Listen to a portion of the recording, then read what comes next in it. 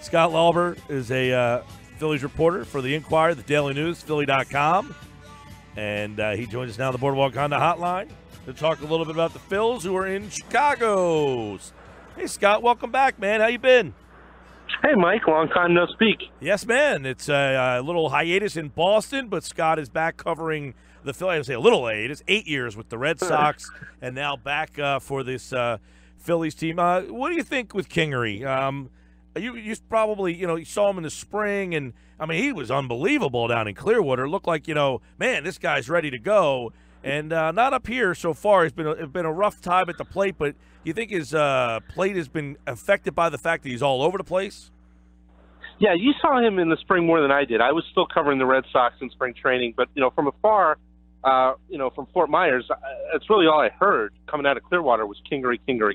And, it reminds me of, not to go talk about another team. But, when I was covering the Red Sox, I saw Jackie Bradley Jr. have a very similar spring where you really didn't expect him to make the team out of camp. He did because he had a great spring, and then he was tremendously overmatched early in the season and wound up getting sent down. I don't think the Phillies go that route with Kingery. I think, they'll stick with him. That's my feeling. But in talking to him, he and I have talked a bit about how what happens is, once the season starts, and the more, the funny thing is, the more he plays, the more ammo other teams have to kind of figure out how to pitch to him, because now all of a sudden there's a scouting report on him. There's a more detailed book on him, whereas before teams were going based on what they knew of him in the minor leagues. So, I mean, the scouting report's gotten better. The approach to pitching to him has gotten better. He's seeing different patterns from pitchers, and now it's on him to adjust back. And the good hitters do, and the Phillies certainly believe that Kingery falls into that category of guys who, will be able to adjust over time. Now, moving around the diamond, playing 6 different positions, that doesn't make things any easier. I mean, I've seen, early, this was last month before he started playing shortstop every day. You'd see him early going out to right field to take balls out there, going out to left field, positions he was less familiar with, and you're wondering, well, would he be better off just, watching video or being in the cage and taking more swings? And, I think that is certainly something that you could look at and second guess and say, are they doing right by Kingery by moving him around as much as they are? But, I think he belongs in the big leagues. He needs to play, and, I think ultimately he'll be okay. Scott, you also, moving forward here, how much do you think they want to use him now because of his struggles at the plate? Do you think that's going to cut his playing time back? I think they still want to use him a lot. Look, I think if you're going to cut his playing time back, you've got to send him down, because he's the kind of guy who needs to play every day. He needs his at-bats. The only way he's going to get any better is by playing. I mean, he doesn't get any better by sitting. So, if over time they find that it's going to be harder and harder to get him in the lineup, then they've got to consider making a move to get him to play every day. But, again, I think he's going to go back to the super utility role here, but J.P. Crawford's got a hit, and he didn't do that before he got hurt. The guy was hitting 188. So if Crawford doesn't hit, then the door to me is open to Kingery to playing shortstop more often. And honestly, if you look at the numbers and the metrics, and defensive metrics to me are not necessarily the most reliable because they vary from place to place depending on where you look. But if you look at the metrics, Kingery actually played a more steady, stable shortstop than Crawford did in the 1 month that they each played the position almost every day. So, if Crawford's going to be a bit of a dice roll defensively, and if he's not going to hit, then what are we talking about here? Kingery's got to play over him. So, I think Kingery goes back to that role simply because he's done it now. But, Crawford's got to produce in order to earn those every day at that. What do they think of Crawford? I mean, here's a guy who was the number 1 prospect in all of baseball, and you're thinking, okay, you got a guy of that, when somebody thinks that highly of it. Don Brown was the number 1 prospect in baseball, and he didn't turn out. Crawford also thought of that. I mean, when you have a guy of that magnitude, you're thinking, man, I got a difference-making type of player. Obviously, that hasn't happened yet for him, but what did they think of him? Did they look at him as an all-star player down the road, or just another kind of, nice player that's in the lineup? No, my sense is that they still look at him as an all-star, a guy who could hit at the top of the lineup eventually because he'll be able to get on base. Now he hasn't done any of that at the big league level yet, so Certainly for me and a lot of scouts I've talked to from other teams, the jury is still very much out on Crawford. And, a lot of scouts that I've talked to kind of doubt Crawford and say, look, maybe he won't pan out. Maybe he'll be one of these guys who was touted in the minor leagues and just doesn't pan out. And I think that's kind of an opinion of several scouts right now who've watched him enough. So, I think like a lot of guys, like Michael Franco, probably a year or two ago, you would have said the same for Odubel Herrera. Now Herrera looks like certainly a guy who's not just a big leaguer, but a big leaguer who's an impact player out in center field. So, but a guy like Franco, a guy like Crawford, these are guys who the Phillies, it could go either way still for any of these, for guys like that. And, I think it's time now that he's healthy again, that Crawford gets back in the lineup and kind of shows what the Phillies think is so special about him and produces that way. Scott, you wrote about the criticisms of the shifts and Arrieta vocally not happy about it, vocalized his displeasure. And then Kapler kind of came out and said, yeah, we do need to be better. But I think you tweeted out that they shift considerably more than the next team. I mean, almost like, 11% more than the next team. So it almost suggests that they're overthinking it. They are. They're in the top 3 in shifts. I think we knew that going in, right? They were going to be aggressive with the shift and that they were going to do a lot of that. But I think what Arrieta is saying, and I think what maybe they're coming around to, is that you have to shift based on the pitcher you have on the mound a little bit. It can't be really the same thing for every guy. And I know the Phillies believe that where the ball is hit is less dependent upon the pitcher on the mound than it is the hitter at the plate. And so they're not going to necessarily change drastically what they do, whether it's Arrieta or Nola or Pivetta or Velasquez or whatever. But Arrieta's saying, look, I'm a ground ball guy. I'm a pitch-to-contact guy. I put the ball on the ground, and if we're playing a shift and the play doesn't get made, that's gonna impact me a lot more than it's going to impact a guy who's more of a swing and miss guy, who can get away with something like that, who maybe doesn't pitch the contact.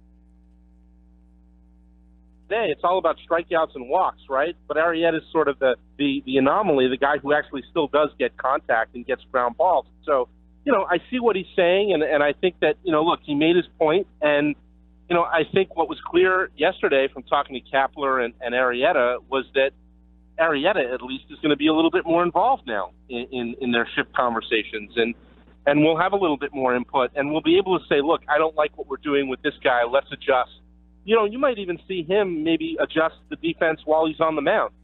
I don't think that that's out of the realm of possibility. And if that's what comes, then that's a good thing, because I think you need Jake Arrieta to be comfortable, or any pitcher to be comfortable when they're on the mound, that the defense behind them is positioned correctly. And so to me, they should have a say in that. They should have a little input in that. Especially a veteran guy like Arrieta, who knows himself so well, should be able to say, hey, look, if we move the shortstop over, I don't agree with where he is. If we move him over, he has a better chance of making that play. I'm going to put some stock in that if I'm Gabe Kapler and the coaching staff. Scott Lauber covers the Phillies, Philly.com, the Inquirer, the Daily News. Phillies Cubs, by the way, continuing their series. The Kingery, I guess, did speak to Arrieta because he kind of got called out. I didn't pay a lot of mind to it. I mean, I don't know that he was saying that this guy's a complete idiot all season long. I mean, he made a mistake on a play, which happens throughout the course of a season. So did Kingery think it was a big deal? He says he didn't. In talking to him yesterday, he says, look, honestly, he's like, I wasn't offended by it. The way he took it was that Arrieta was simply sort of going over what happened in that inning. And on that play, Arrieta thought, well, Kingery could have gone to second rather than go to first, and maybe he gets the out there. And right. To him, that was a point in the inning. So, I was a little surprised personally that he called him out by name, but I don't think it was malicious. I do think he was probably just running through in his mind what went wrong in that inning, and Kingery's name came out. So, I don't think Kingery took offense to it. And if he did, I thought Kingery said yesterday, look, sometimes, it's on a veteran player to say something, and if you don't like it, well, you don't always like what gets, the truth doesn't always make you feel good. And, maybe he should have gone to second on that play. And if that's how Arrieta felt, he's happy to get the feedback. So, I think that probably a lot was made of it because it doesn't happen all that often that an example gets made of a guy. And I think everyone rallied around Kingery because here's a rookie playing out of position and whatnot. But I think it was much ado about nothing. I don't think Kingery's offended by it. And they did have a conversation about it, and Arrieta sort of explained what he was thinking, and I think it's over. With the shifts, there's a lot of new thoughts about it.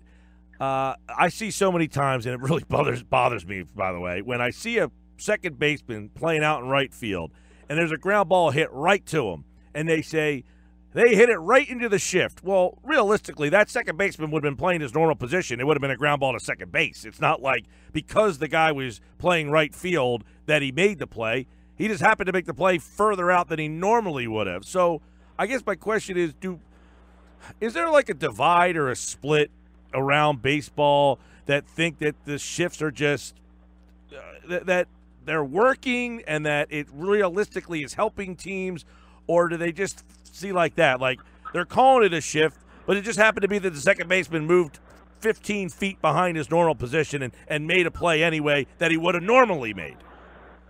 Well, look at how Joe Maddon, for example, uses the shift. I mean, when he managed the Tampa Bay Rays and they played the Red Sox 19 times a year, he shifted as much as any team because he played 19 games a year against David Ortiz, and he felt like if he shifted his defense, he had a better chance of getting David Ortiz out. Or if David Ortiz wanted to drop down I remember there was always that, well, why don't you just drop down a bunt? And Ortiz used to say, well, if I bunt, they win.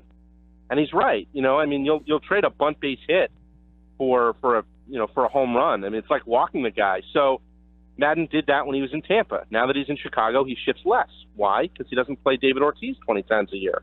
And I think he feels like when that variable is taken out of the equation, you can play more straight up a little bit more often and still be very effective defensively. I think some teams are just more aggressive with it than others, and Gabe Kapler is very, very aggressive with the shift. I mean, I covered Alex Cora in spring training with the Red Sox, and they were going to be very aggressive with the shift. If they are, apparently it's working for them because their record is unreal right now. So, I think certain teams just look at it differently.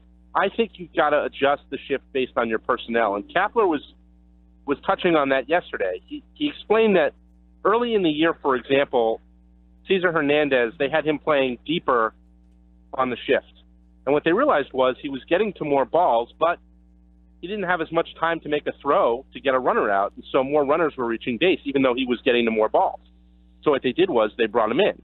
So now he gets to a couple less balls over the course of time, but maybe he can make a throw and get a runner out. So it's a more effective way to position him. And as long as you're adapting and adjusting to what you see, I don't really have a problem with it. I think that if you want to look at the video and if you want to analyze every ground ball and if you want to say what could we have done differently to get that out and then position your guys accordingly, if you want to be that studious about it and you're that scientific about it, and you're that good at it, good for you. I don't know that enough teams are that good at it yet to be as aggressive as the Phillies are and do it effectively. So I think that's a great point, though, about the other team's personnel factoring into the amount of times that you do it, and the Ortiz point is a very good one. Right, and look, I mean, that's a unique hitter. That's a hitter that does not exist on every team. It's a hitter that does not exist. That's really sort of, and that's why, like, I think when Maddon did it, it was so kind of like out there because everyone looked and was like, well, look at what he's doing with his infield. Like, Look at how he has three infielders on that side of the field, and now everybody does it. And it seems like that's the other thing. If you look at how shifts are played, teams play the shift against left-handed hitters way more than right-handed hitters. And I don't really know why.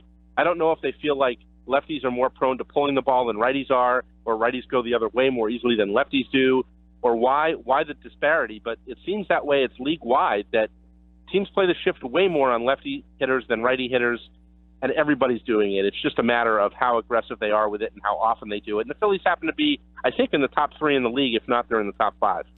Scott Lauber covers the Philadelphia Phillies, who are in Chicago. Check him out at Philly.com, the Inquirer, the Daily News, and follow him on Twitter at Scott Lauber. And he was kind enough to join us here on the Boardwalk Honda Hotline. Thank you, Scott. We'll catch up soon. Okay, Mike. Sounds great.